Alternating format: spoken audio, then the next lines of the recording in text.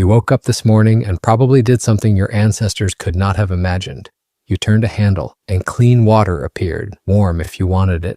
Then maybe you squeezed a tube of minty paste onto a plastic brush, scrubbed each tooth, stood under hot falling water, used soap, shampoo, deodorant, clean clothes, and then somehow still felt like you needed coffee before becoming a real person. Now take all of that away. No shower, no toothpaste, no shampoo, no deodorant, no washing machine, no fresh laundry, no bathroom mirror, no minty morning confidence. Just you.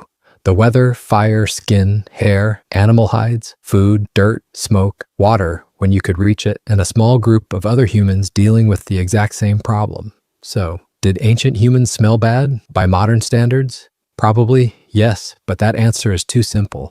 Because the real question is not just, did they smell? The real question is, how did humans stay clean enough to survive without modern hygiene? And the answer is much stranger than they were dirty, because ancient humans were not helpless. They were not stupid, and they were not just walking around for hundreds of thousands of years like confused mud goblins. They had tools, just not our tools. Let's start with the mouth, because right now your mouth is not exactly empty. It contains hundreds of species of bacteria.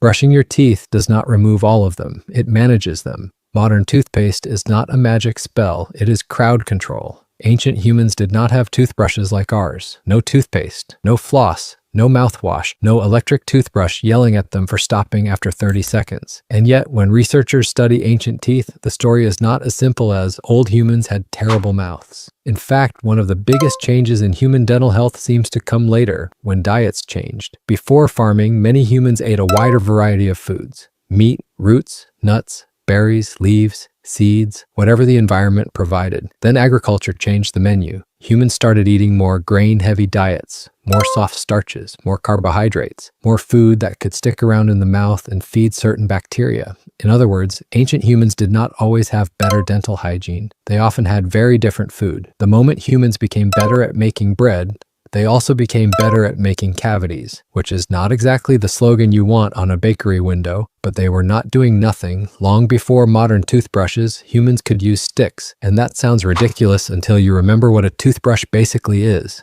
A stick with bristles. A chewing stick, frayed at one end, could scrape teeth, clean between them, and in some cases even bring useful plant chemistry with it. Some traditional chewing sticks, like miswak, have been studied because they can reduce plaque and support oral hygiene surprisingly well. So a stick was not automatically primitive. Sometimes it was a toothbrush that had not gone through a marketing department yet. Now let's talk about the part everyone actually clicked for: body odor. Here is the uncomfortable truth. Sweat itself is not always the main smell. Fresh sweat is mostly water and salt. The smell usually comes later, when bacteria on your skin break down compounds in sweat and produce odor as a result. So ancient body odor was not just about sweating, it was about skin, bacteria, heat, clothing, food, weather, movement, smoke, and time. An ancient human walking all day, carrying tools, sitting near fire, sleeping on plant bedding or animal hides, wearing the same covering for days, and living without modern soap would probably smell stronger than a modern person. But stronger does not automatically mean dirty. And this is where our modern imagination gets a little unfair. We imagine ancient humans as dirty because they lacked our products. But our products are not the same thing as intelligence. Your ancestors did not need a commercial with a slow motion splash of blue liquid to understand that some things were clean and some things were not. They knew rot smelled wrong, bad water smelled wrong, waste smelled wrong.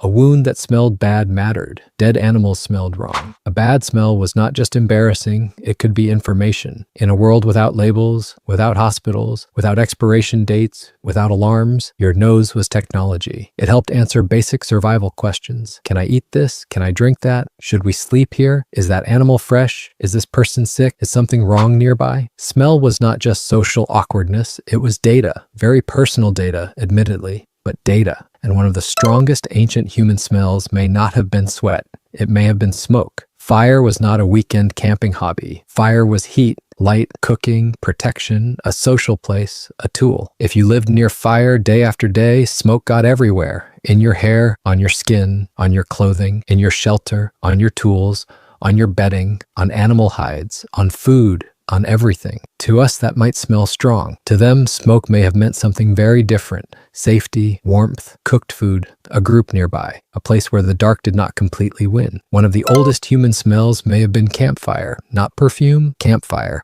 And honestly, as ancient smells go, that is a pretty good deal. But clothing made the story more complicated. Once humans started wearing clothes regularly, smell had a new place to stay. A cloak could keep wind off your body. A hide could help you sleep through cold nights. A wrap could protect your skin. But after days of walking, sweating, sitting near smoke, sleeping, moving, and carrying things, that cloak probably developed a personality. Not a good personality, but a personality. And we know clothing became important not only from tools and hides, but from one of the strangest witnesses in human history: lice. Body lice are different from head lice. Head lice live near hair, body lice live in clothing. They hide in seams, they lay eggs in fabric, which means body lice become useful evidence for a bigger human story. If body lice evolved to live in clothes, then humans had to be wearing clothes often enough for those lice to make a living there. Genetic studies suggest body lice may have split from head lice at least tens of thousands of years ago, possibly much earlier. That does not give us the first shirt.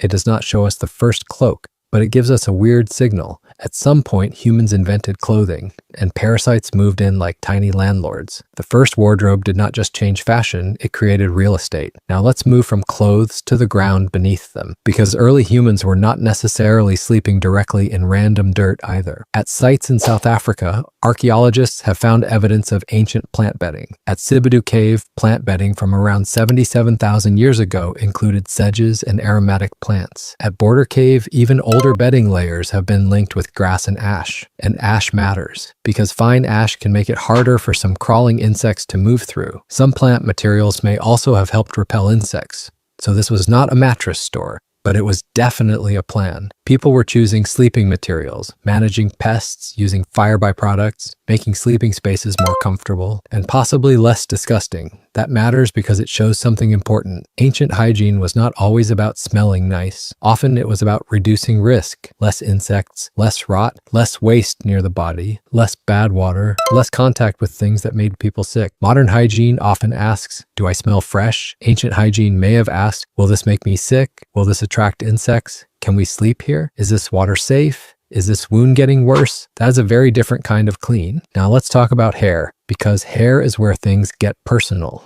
Ancient humans had no shampoo, but that does not mean hair was simply ignored forever. Hair can be combed, picked through, cut, tied, braided, scraped clean, rinsed, smoked, and checked for parasites. We have ancient combs from later periods, including a famous comb from Lachish, about 3,700 years old, with an inscription asking to remove lice from hair and beard, which is amazing for two reasons. First, it shows that lice were enough of a problem to deserve writing. Second, one of humanity's early written messages was basically, please get these bugs out of my hair. History is majestic. Grooming was not just about looking nice. In many primates, grooming is social glue. It builds trust. It requires closeness. It requires time. It says, I am close enough to touch you, and you trust me not to make it weird. For early humans, checking hair, skin, wounds, and parasites may have been both practical and social. Hygiene was not always private. Sometimes it was community work, and that is another thing modern people forget. Today, hygiene is often something you do alone in a bathroom. For much of human history, keeping bodies functional may have been a group activity. Less spa day, more please inspect my scalp before I lose my mind. Now, water.